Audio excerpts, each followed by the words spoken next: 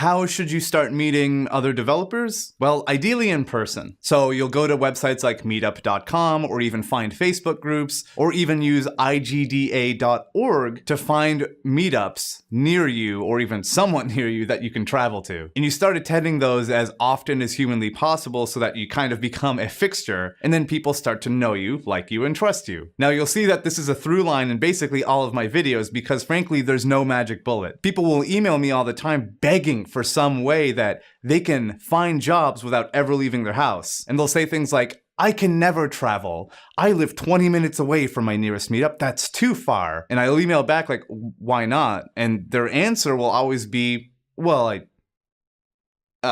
And that's the sort of thing that we come up against is we set up our own barriers that prevent us from actually doing the scary thing. And yes, it's scary to walk into a room of strangers that we think are all just so well put together and know everything about game development. But you need to start attending these sorts of meetups, otherwise you'll never meet anyone and you won't get the best jobs. Yes, I do recommend you join online communities and Facebook groups and Slacks and all that sort of stuff, but if it never results in you meeting anyone in person, then it's not worthwhile.